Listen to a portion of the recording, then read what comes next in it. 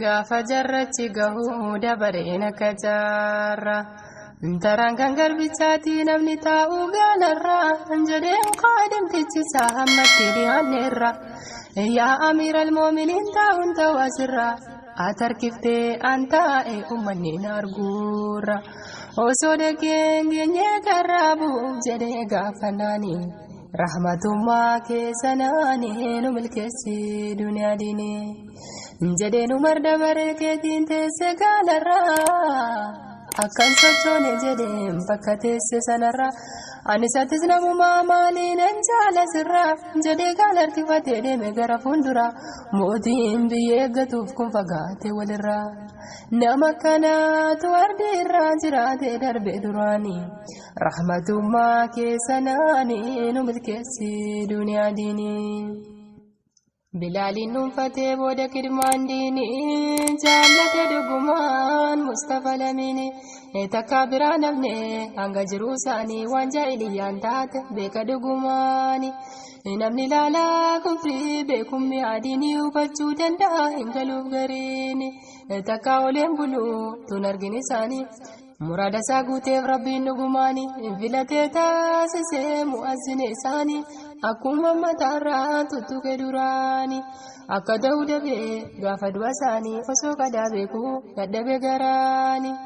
guyyaa isaan awwaalamuudhaaf ta'anii bilaala isaaniidhaaf keessa laaqni keenyaani waqtaa dhaqee gahuu bakka maqaa isaanii jalqabee dadhabee addaan kuta isaanii har'a boodan danda'a jedhee azaani hunda saabataa hurgufame garaani akkas nama gootii gootummaan himaani ejji koo ija keessa nabuun danda'u hamtuun isiniin dhufte anumaan haba'uu waada'uu laa shariika lahu yaa rabbi nuu kenni gootummaa imaanaa nama lubbuu ofii wareeguuf quraana akkuma kan jarraa gaafa duraa sana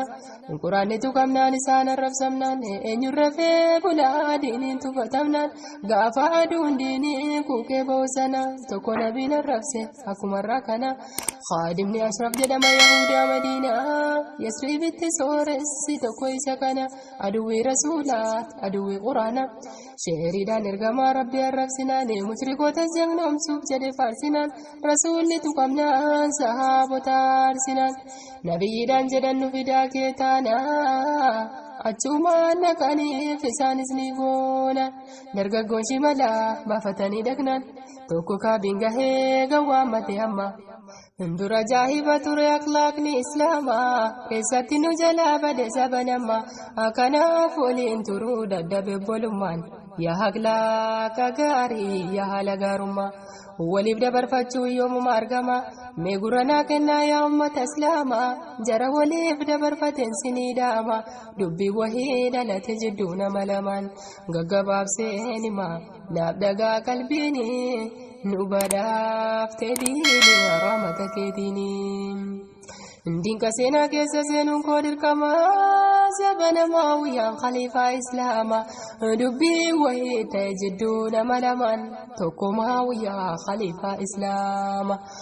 ammas Abdallah ibn Zubair jedhama maawiyaan bulchaa biyyootii islaama hoogganummaa keessatti obsuudhaan beekama seenaansaa yoo dubbatu siyaasaa keessumaa kitaaban adda addaa keessatti argama waan kana ulamaan baay'ee barreessanii nu badaaf tedini rahmata keetini